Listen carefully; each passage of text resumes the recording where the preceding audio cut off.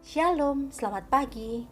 Renungan pagi Sabda Bina Umat, Senin 11 April 2022.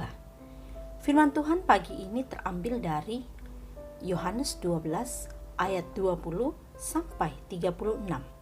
Demikian firman Tuhan. Di antara mereka yang berangkat untuk beribadah pada hari raya itu, terdapat beberapa orang Yunani.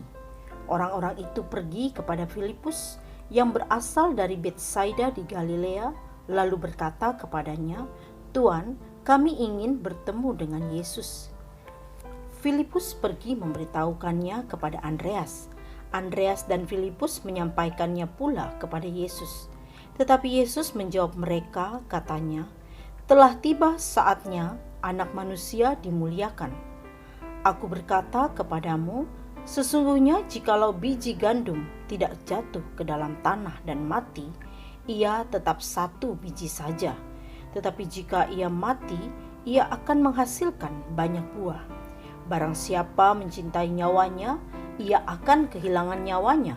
Tetapi barang siapa tidak mencintai nyawanya di dunia ini, ia akan memeliharanya untuk hidup yang kekal. Barang siapa melayani aku, ia harus mengikut aku, dan di mana aku berada, di situ pun pelayanku akan berada. Barang siapa melayani aku, ia akan dihormati Bapa." Sekarang jiwaku terharu, dan apakah yang akan kukatakan? "Bapa, selamatkanlah aku dari saat ini"?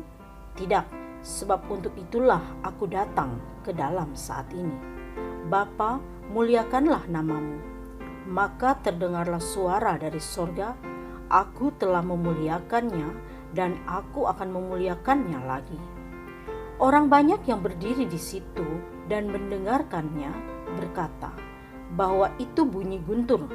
Ada pula yang berkata, "Seorang malaikat telah berbicara dengan dia." Jawab Yesus, "Suara itu telah terdengar bukan oleh karena aku, melainkan oleh karena kamu. Sekarang berlangsung penghakiman di atas dunia ini. Sekarang juga penguasa dunia ini akan dilemparkan keluar, dan apabila aku ditinggikan dari bumi, aku akan menarik semua orang datang kepadaku." Ini dikatakannya untuk menyatakan bagaimana caranya ia akan mati. Lalu jawab orang banyak itu, "Kami telah mendengar dari hukum Taurat bahwa Mesias telah hidup selama-lamanya. Bagaimana mungkin engkau mengatakan bahwa Anak Manusia harus ditinggikan? Siapakah Anak Manusia itu?" Kata Yesus kepada mereka, "Hanya sedikit waktu lagi terang ada di antara kamu. Selama terang itu ada padamu, percayalah kepadanya, supaya kegelapan jangan menguasai kamu. Barang siapa berjalan dalam kegelapan, ia tidak tahu kemana ia pergi. Percayalah kepada terang itu, selama terang itu ada padamu, supaya kamu menjadi anak-anak terang." Sesudah berkata demikian, Yesus pergi bersembunyi dari antara mereka. Demikianlah firman Tuhan. Renungan pagi ini bertema merangkul paradoksal. Mari kita cermati 3 hal menarik dalam bacaan pagi ini. Pertama, Anak Manusia dimuliakan oleh dan dalam kematiannya. Kedua, dalam metafora tentang dirinya, Yesus menyebut sebutir biji gandum harus jatuh ke dalam tanah dan mati agar menghasilkan banyak buah. Mencintai nyawa akan kehilangan nyawa. Tidak mencintai nyawa di dunia ini justru akan memeliharanya untuk kehidupan kekal. Ketiganya menyiratkan suatu kondisi yang kontradiktif. Paradoksal hidup dan pelayanan Kristus yang demikian itulah yang tidak dipahami orang banyak, bahkan oleh murid-muridnya. Bagaimana mungkin keselamatan hadir dari kematiannya? Bagaimana bisa seorang Mesias tergantung di salib hina? Bagaimana mungkin yang berbahagia adalah orang yang miskin teraniaya, menderita seperti yang dikhotbahkannya di atas bukit. Sulit untuk dipahami.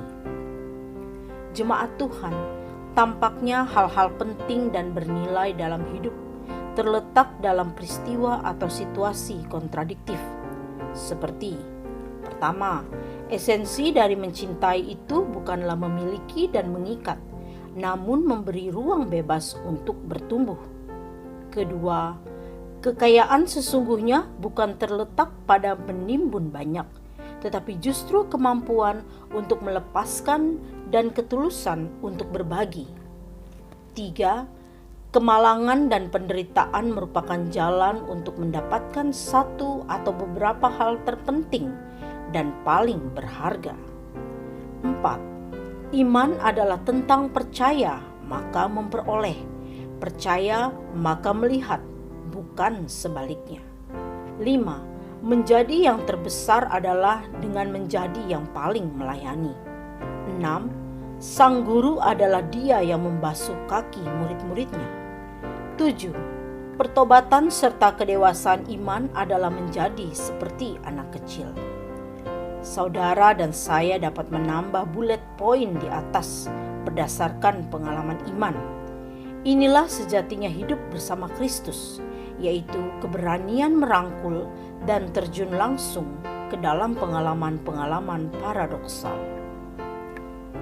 Doa pagi ini, Tuhan berkati kami dengan kemampuan dan keberanian untuk mengikuti dan berjalan menurut cara dan kehendak-Mu.